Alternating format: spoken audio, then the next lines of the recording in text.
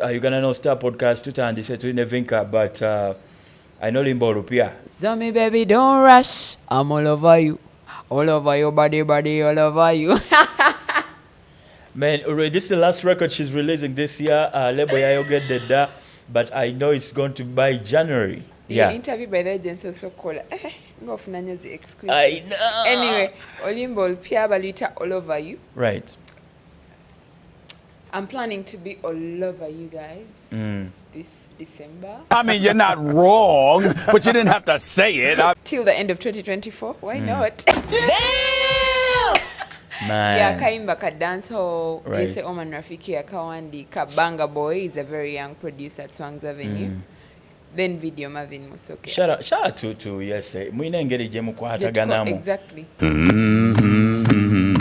Yes, is my person. Yeah. He's that writer yantegeda from the word go, from the beginning. He knew what the brand Vinka, like what is Vinka's sound, what is Vinka, so he knew everything. Yeah. Yeah. Mulimu akantu kenafunye akantu ako baka this year oba last year akagamba mulife don't run. Mulife don't run and mulife don't rush. Mulife don't run! Hey! Mulife don't run! Last year, I think last year, mulife don't run and mulife don't rush. It's really nice for me, like ebintu ebyo like abantu ennaku zino banyumirwa nnyo ekigoma. Nga mulimu something they can relate. Yeah, never wakati obuntu ng'obuganda. I was like, mulife don't run. I was like, yo, that was hard. You really listen to it. Yeah, I take time to listen Thank to you. these records kubanga in a scenario where edda nnyo abantu balina radio emu gye bagenda ne bakolako interview ne kiggwa. Yes. But in a world where it's over like 1,000 radio stations okolamu interview erina okuba n'ekintu ekyenjawulo. You listen to the lyrics n'oziwuliriza.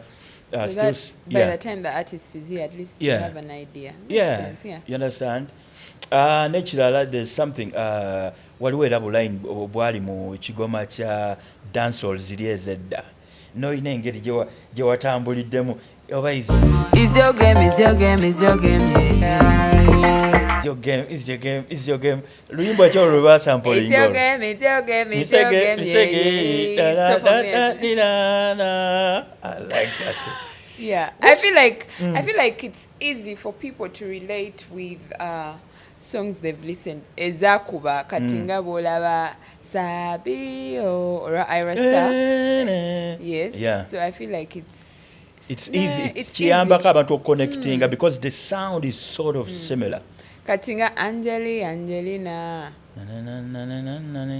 Katinga Angele.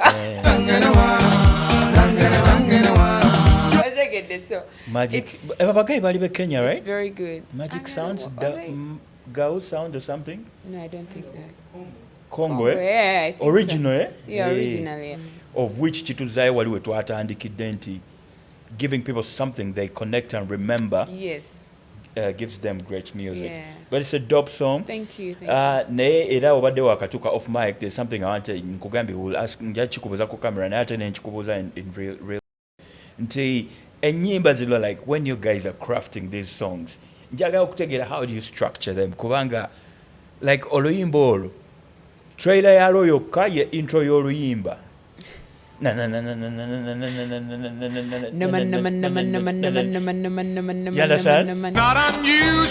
to be loved by anyone. Can't handle me.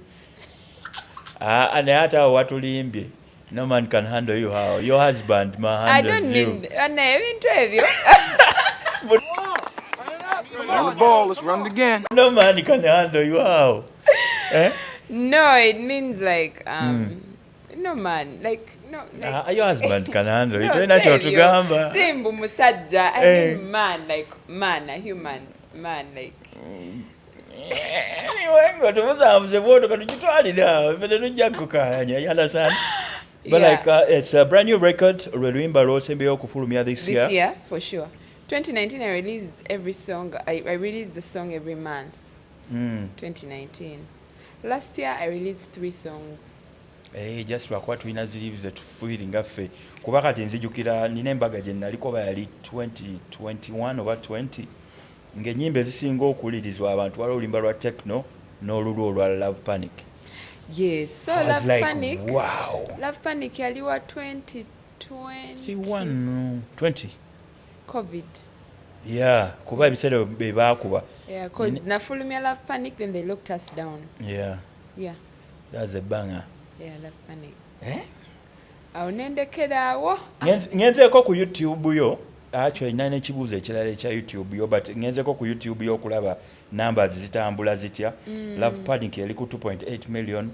Thank God, another banger over Yeah. the continent, 3.6 million.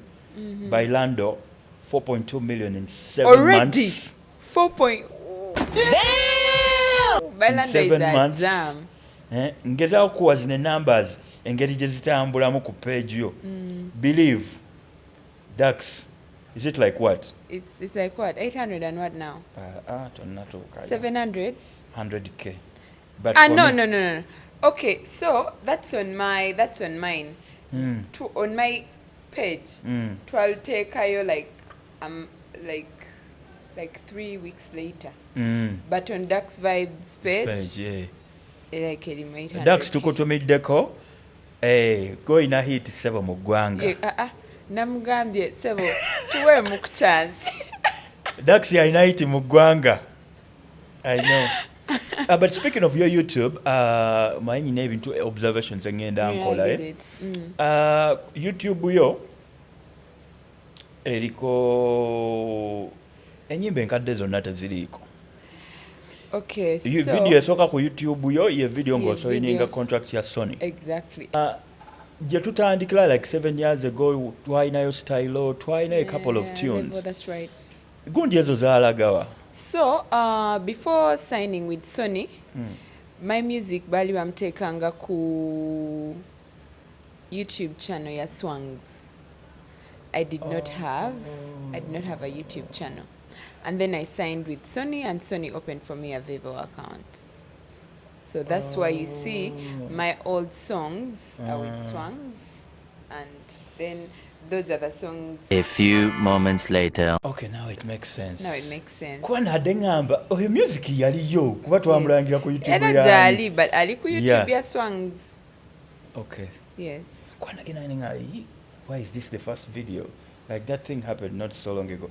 But anyway, the clarification now makes sense. Nsubira nti n'abantu bangi babadde maybe those who pay attention to details. That's why you see even the people on my YouTube channel, the number is not that big because my YouTube channel is just It's like a opened rebrand of recently. some sort. Exactly.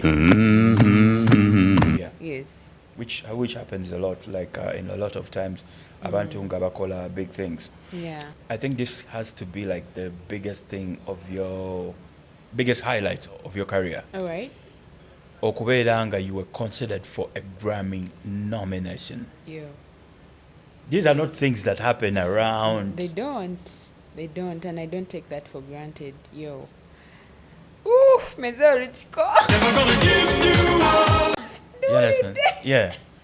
Because like Oh my God. so kompe gundi eyo, the moment you feel that never kuwa information here because I know it comes by email because these are Yeah, abantu so bali serious. before I knew it, someone DM'd me in my Instagram, Simumani, a white, hey Vinka, I don't know what info you have on the Grammy, but we are watching, listening, and we're ready to vote. Nasibitegeda. Not unusual to be loved by anyone. I think I was in Europe. Right. Message nenjivako. And then when we came back, Joel sends me Grammy. I was like, what? What? Like, so they emailed the label head. Yeah. Telling him all that info, and oh my God. I could not believe it. I'm like, the guy texted me. I think that's what he meant. Like, oh my God. You revisit Like, that. I could not believe it. I had to meet him and be like, now we be too Linda go. Like, Meanwhile. to think that the song is Bailando, like, very exciting. Like, I don't take that for granted. That means, we could be nominated soon. Yeah. Big step towards Yeah, life. and that means people are watching. Omanyi tukola ebintu nga tulaika tumala gakola. People are watching. Yeah.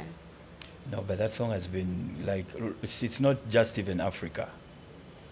For sure. olulimba mu Caribbean wa I know nina akantu bulijjo ke simanyi nze ku YouTube yange nagendako ne nkalaba nga nina abantu abalaba page from all these funny countries ngamba kati bana abantu baku page baba balaba But I coach get. but like with such a song kuba luina Caribbean feel Yeah. like it can cut across. That's true. That's for sure.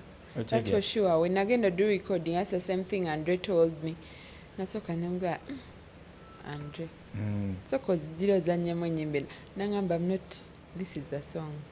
Then I recorded. I played the song the entire time paka when I took it. I know. But that's magical though. Yeah, it is. It is. What would you say is like what do you say is your biggest song as of today from 7 years ago when you were initiated? Could be Chips na Ketchup, but yo, Bailando. Oh my God. I feel like Bailando has Bailando global is- success. It has. It has. I mean, it got me a Grammy Yeah, consideration, but yeah, Bailando. Bailando and Chips na Ketchup. Kati nonze waliwo oluyimba lwange baluyita oli malayika kikaaki Olwabula oluyimba. osola mu ggulu lyani. I like that Yeah, song. but you know, there is something about Chips na Ketchup. No muntu w'emyaka nkaaga, when I go for corporate events, agenda yimukazi ne they'll recognize me. Nyinza oyimba ennyimba zonna, when ntuuka ku Chips na Ketchup, that's when they be like, shit. Yeah. Recently, I met someone, I think it's the UWEC bosses. He told me, I love that song of yours. Oh my God, I love it so much. I thought it was a man. We must stay focused, my brothers. Oh no, yeah. No, but people have joked with you with the No, voice I'm thing. used to that. Yeah, I'm used to that. Yeah. Yeah. So I like that song because it connects with the kids, the youth, the very old people. Yeah. Coming back to Grammys, waliwo n'omwana bamuyita Tyler, the South African. Okubeera nga alina record gye yabreaki nze nti okuva ku luyimba lwa Miriam Makeba, ye Makeba right, wa South Africa, Mama Africa. Yeah. Nti yalina record ya success ku billboards n'oluyimba lwe bayita Pata Pata. But 56 years later, Tyler, Yo, broke it. yeah. So like chikulaga nti where African music is going. Of course. I think our young blood be Exactly. Yeah, there's a future for Africa. Yeah. And even those people know it. Yeah. Yeah. There's a future for Africa. I see it. Where do we go wrong kubeera nga tetulina buno obuyimba babuyita batya bu TikTok songs obugoinga viral ne cutting across kati nga oyo mwana yayimba ne Selena Gomez yani Rema. yeah Uganda lwaki tukyafailinze okukatinga that I really don't have okufana that. those bu I don't TikTok have bangers. I don't have the answer really. Because I thought like I Gokuwe cannot Langa, tell you're a because dancer and like TikTok is about algorithms. Is that the right word? I really don't have the answer. I don't know why. Simanya ni asalawo. I feel like waliwo asalawo nti when I'm scrolling, this is what I'm going to see. This is what I'm going to see. It's this song. I will see this song. You will see this song. Maybe someone else will see this song, and then you're like, now walikuwa kakaimba. Now walikuwa kaka. I feel like there's. I feel like know. Uganda tetunafuna chance. Bailand has done it though. Because Not I've really. seen like Kenyans, what. Kenyans jumped on that Yeah. jam. I mean, you're not wrong. Yeah. Yeah. Actually, some of them were telling me, why didn't you do a remix with a Kenyan?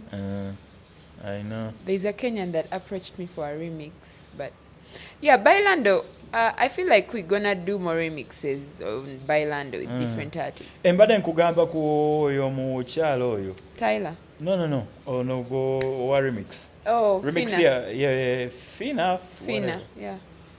Gundi etambula 2 months in 394k views. Pola. Yeah. Yeah, Pola. But I feel like that song had success already. Why was it necessary? Kulukola remix. The idea was to push it to the East African market. That was the whole idea. That's why we chose the Tanzanian. Just still speaking of East Africa, nyimba zo zize zibaamu a few sprinkles of Swahili. Exactly, yeah. So Tanzanians know chips and ketchup. They know overdose. They know my pause. What do you connect Z sometime over before COVID? And No to Kuba perform festival Chips and na then Ketchup, yes. what was the reception like? People knew that song, they just didn't know the face, and I was new. That was my very first biggest stage, like, cause abantu bali sikabanga ko nga ngenda ku stage nakabanga ntidde. Yeah. Ate nga toyimba Luswahili. Ate it's a local crowd. But I have a Tanzanian like background because I have Tanzanian family. My mom is. So I picked out a few words like, hey, let me see your hands up in the air. So you send. No, like. Oh my God. But it's just like 60,000 people on Simanya to show. Peleke Upendo Uganda, like. So we send love to Uganda. Like I had a few words, but. Yeah. But a crowd never jump at. I'm sure a different story. No, oli chilala kati. Oli chilala. You are becoming a The problem. experience, I think. Yeah. But also I always feel like people gravitate more towards you as opposed to other artists. Kubanga, you have a background in dancing. Dancing, yeah. And abantu balabango bawadde the full circle of like a performance. Nti oyimba, oli energetic, which I also no tunuliranga because I know ku Swangs waliyo board.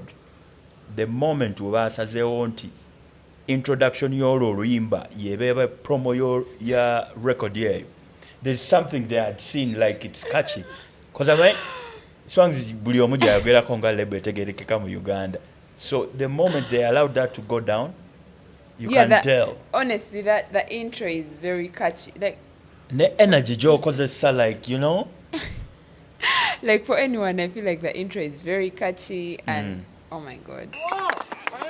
On the ball, let's run it again. Nengoma. Oh. I know.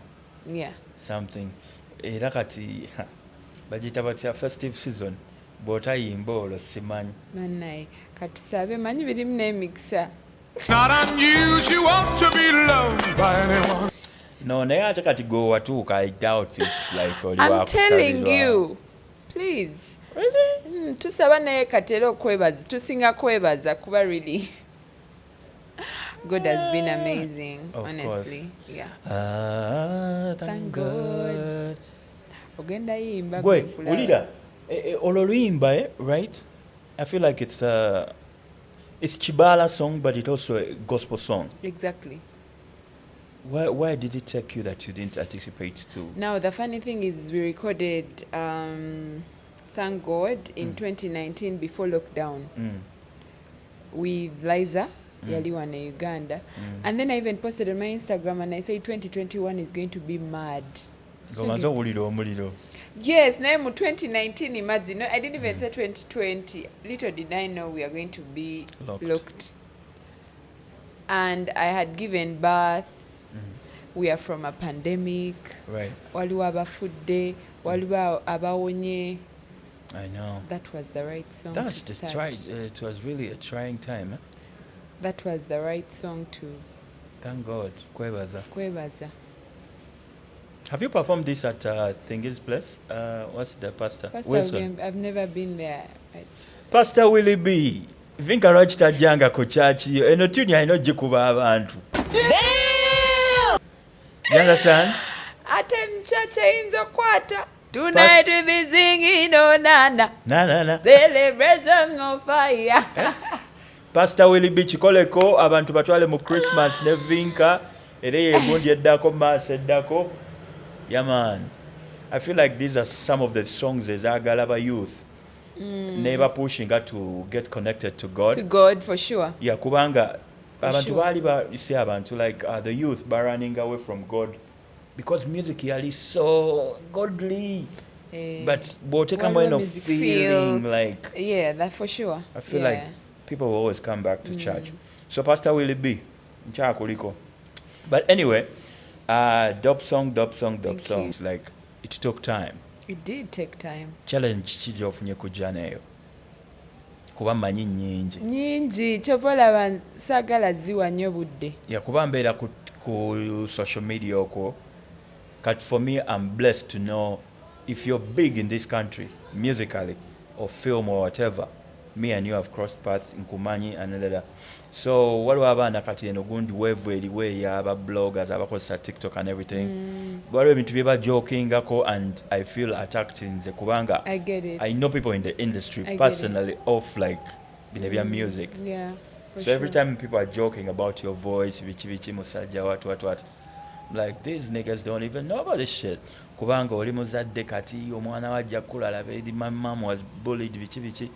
But tubirabanga ebintu internet. Tubirabanga ebyokusaaga. Yeah. Because nobody wakes up and chooses their voice or their looks or whatever. Byonna biva wa Katonda yasalawo. Yeah. But ebintu bwe babi jokingako just for content. Kuba waliwo akantu kati abantu ke batambulirako mbu content over everything. Like, what does that mean? Content, just for the likes and that's it. Ochegera. So me, I know people in the industry beyond that. So when there were jokes in gays or sometimes zimpisa will be but I reach out and talk to you, but like anyway. Yeah. Challenge. But challenges nga nazivaako. Wazenenya. Bazita batya nti tuliko positive side. Yeah. Ndiko positivity. I mean, there's so many people that love Vinka. Oyinza nosanga oyo omuntu azze n'avuma Vinka nga amwagala bitya, like that's the thing. Waliwo omuntu asulawo comment n'omuddamu. A few moments later. Nolaba ate n'akuddamu ate ng'asanyuse and you're like They just be poking you. I know. Yeah, so negativity nagivaako kuba nze mwana negativity yandipressingamu awo. Yeah. Nga nakatandika ino. Yeah, era oba wanteekako negativity egwe omwe yali anemesezza ogejja. I know, man. But still speaking of okugejja waliwo ekintu kati kye bajokingako.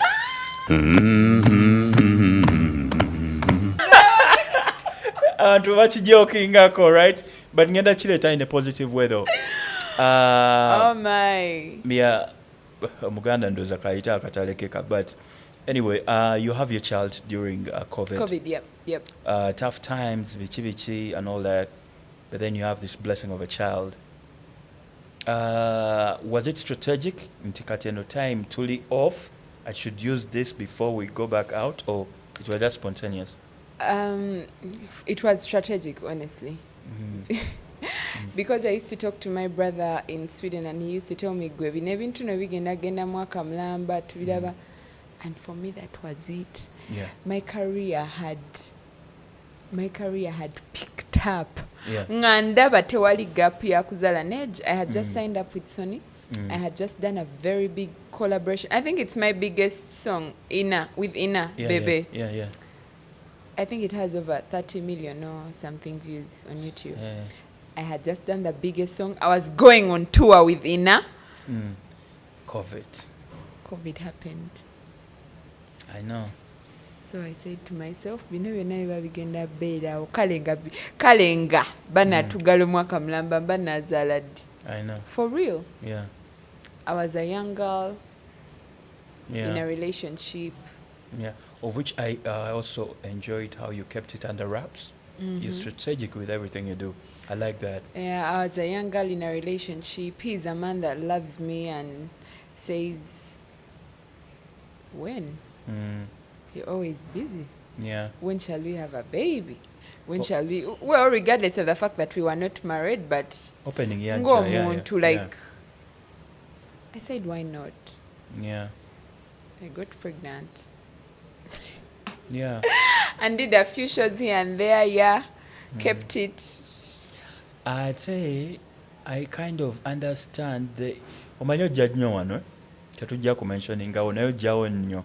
But I remember the day I bangamba Vinka no jali wansi mukwano gwo ngamba what ne ngamba asijja mu interfering kamukubira bukubizi simu ne nkugamba Vinka tukubemu leero no ngamba no, but you had never said no to me. But nchitegeera luvannyuma she was like olosita no ye ogeza ayinza okwogerako bintu bino. Nchitegeera luvannyuma when you broke the news. And you know that day I remember I was wearing a big dress. It was my friend's birthday. Yeah. And someone was, but Vinka, today you're wearing like, oh my God. Yeah.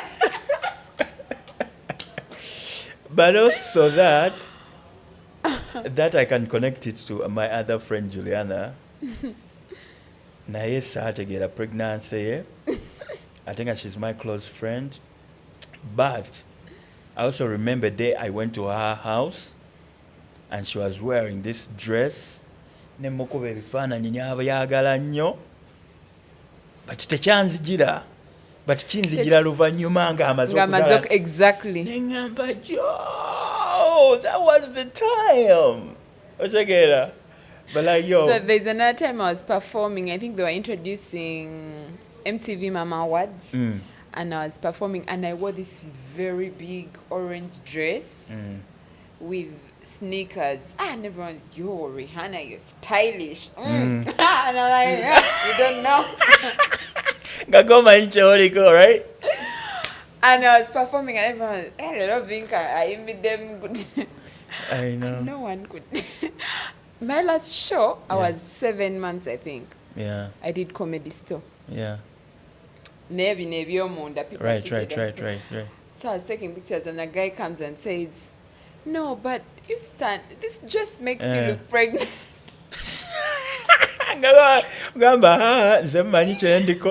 Then I said, no, don't worry. Yeah, chidi okay. I know. Yeah, and then the last one where all Swangs artists were supposed to perform at the club something. The three of us, it had to be like a Swangs, blah, blah, blah. Yeah. Ha! Utoraidi kulu. Nga wenchikolera nti balimba mbamba wadde content. Yeah. Nengamba balimba content bajja mukolera ku mulala. I know, right? Jane kututte bulungi. Sometimes I see you. Was it when we mwakola the family shoot? And you all looked cute in that picture. But it had a family portrait or whatever. Oh yeah. Man, every time you look at that, it like ekuwa memories chi. It's a beautiful thing. Twatandika babiri, kati basatu, Yeah. It's all built out of love. Yeah. Yeah. Like 8 years ago, like Bobomi tinze Vero, kuba you want Vinka then. Bobintiga Vero, like what would you tell Vero? Ooh. No, tell her to follow her dreams really. Yeah. And believe in herself, because I think it's about believing in yourself. The moment you believe in yourself. We must stay focused, my brothers. Tell it to engage. Yeah. In the times where you're having bad days and everything, nzijukira nina video gye nakola neŋŋamba abantu ababeera nga batrollinga abantu nga bagamba nti gayi oyo yayimbira miliyoni 8 kati ne bw'omuwa 20,000 agayimbira. Like I'm driving this towards the thing of artists okubeera nga ba breaking it down mu bintu bye tulowooza nti it's just content. Omuntu okugamba ekintu ekyo naawe n'okijjukira the times when you used to sing for 8 million 10 million naye nga for the lack of a better word tokyalina vibe for people to pay you that, and ne bw'oli ne bwakuyita n'akuwa 200k nga ozikwata, driving people into depression nga tulowooza mu by'okusaaga. For a person like you who has been there for whatever reason that drove you to that depression, obeera na ki ekyokubagamba? Depression is real. That's what I can say. But if you're going through that situation, it's always important to talk to your people, to talk to someone. There are people that will listen. For real, there are people that... I was lucky. I had my family. I had Julius and Benon. Shout out to Julius. Viboyo. You get, like, I had everyone. They were telling me facts, like, bantu bogeda, tugenda chikuba. Someone telling you to get chikuba, and in your head you're like, ne tuna chikuba nkabamvumi. But it's real. Yeah. You talk to people. If it means crying, cry out loud, like, kaba. It's normal and it's natural for people It's to natural. break down. It's natural for sure. Yeah. Yeah. It's natural, and not everyone is going to like you. Once you understand that, and then you'll know peace. I know. I know you said you don't want to talk about the negatives, but in a time where you have so much success, where wali wembadde nkugambira Vero meeting Vinka, is there a time where you are like, man, is this really worth my time? No, I don't think so, because growing up, I've loved music. I've loved to dance. I've loved to sing. Nze mu ssomero, my house, nze yayimba folk song ya house yange kuva senior 1 paka senior 6. Candidates were not allowed to do MDD. Right. In my Castanalinga candidate, Right. ngomwaka ogwo candidate to participating am MDD. Like, for me, like, people think it's just about dance. Right. But I was a soloist. Nze yali ayimba folk song ezo for my house. Right. From senior 1 to senior 6, really. So for me, I love music. I love what I do. It's just that most people knew me as an artist manager. Right. Yeah. I know. But bamuyita batya oli guy, the American civil gundi, Martin Luther King. So technically you had a dream like Martin Luther I King. did, for sure. I did. And you know, when you have a dream and you have people in your corner that are believing in you and they see it, I'm not going to lie to you. That guy, Julius, Can I tell you a story? he saw it. Please. So this is I think this is this is after you had done the first song. I meet Julius. You know I'm Rakola just these days sijanyo kuswangs, but those are my guys. For sure. Yeah. I know that. Julius nangamba Vinka omulaba. Vinka nagenda kubeera artist wa kabi. Naye omanyi kyengenda omu-drivinga. These are times when Vanessa Mdee, she was hitting. She was. Nangamba olaba Vanessa, Vinka gye mutwaleeyo and it's going to work. Abamanyi tumanyi nti he is a visionary. Yes, for sure. Yeah. But you just need to know. Yes, that's why I told you, do what you do. People are watching. Me, I was just an artist manager. But Yesterday, you said he tomorrow. would So see just me. do it! Make your dreams come true! Actually, yasooka nange n'okunteeka ku TV. See? Like he sees. Yaŋŋamba, nkulaba okolakola bu video naye olabye kati wekkiririzaamu ne bu video obwo buleete ngenda bukuteera ku Face TV. Jokingly. N'addamu n'ankubira. You know, this is somebody who is already established. Ayina ebintu bye byakola naye n'akwesibako naga. Good guy. I know. Nkugenda njala kuteeka ku TV. Manyi byakusaaga. Nze ndi blessed okubeera nga mumanyi nga muyina ne ku text because he's an executive. Yeah. Not many people have him on the text. Exactly. So nze muyina ku text and I'm like, kiriwo ekiti ne bwekiti. Nangamba yo kiggwa. You understand? Kibadde kyakabe nnyo. Oluyimba olupya oluli mu ggwanga.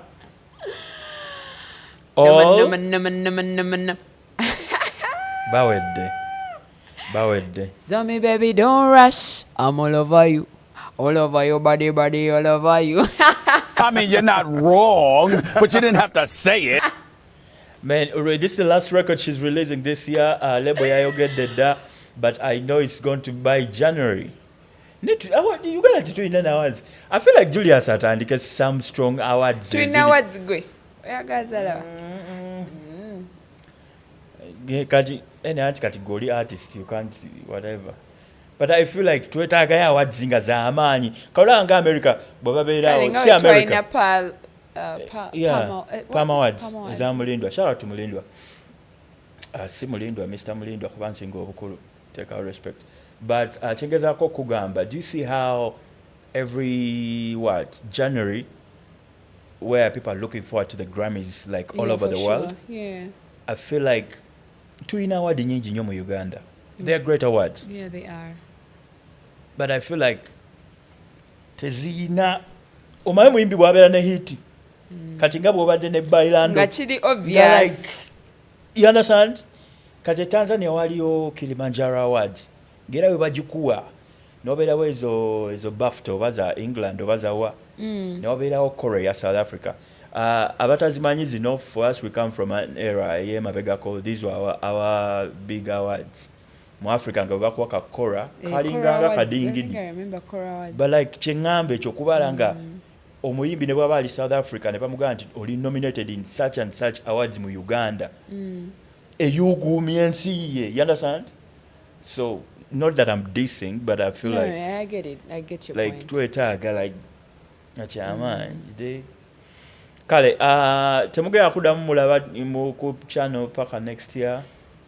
Abantu ba wishing a Merry Christmas. Toli mu festive season. Guys, thank you so much Ugandan Allstar for having me always. Banange, thank you so much for loving Vinka. Don't stop listening to my music. Don't stop streaming. Don't stop subscribing. Meanwhile, subscribing out akagundi. You have 2 channels. Oyina Vivo inane. Vinka Vivo, yeah. Enyimba zange nkadde abakanti. Vinka Africa. Oh, Vinka, yeah, Vinka Africa. That's the channel. But then I have Vinka Vivo. You can subscribe to that. Enyimba zange nkadde bwobanga Vinka wakamtegera. If you're just knowing Vinka, go to the Swangs Avenue channel and you'll get all my music. I love you guys. I appreciate you. Don't stop listening to my music. Follow me on Instagram, on the gram, Vinka Official. I remember about that name. Do you remember about that name when we were fighting with that name? Ngamba erinyanga gwanvu nnyo nonga tulireke waawo.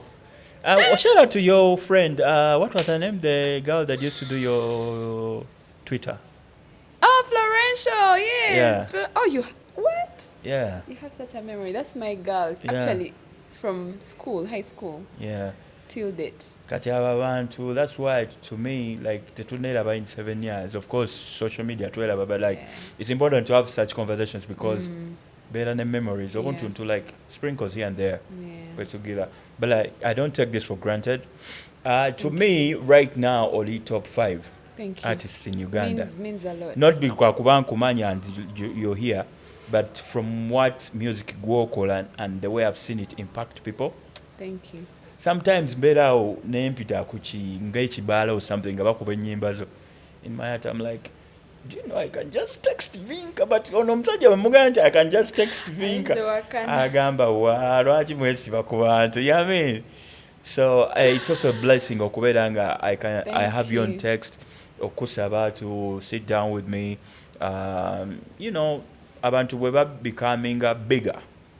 Like sometimes they don't remember to come back. That's true. You know, but I'm always grateful and gratitude. Thank you. Gratitude. It's know. you people that make us.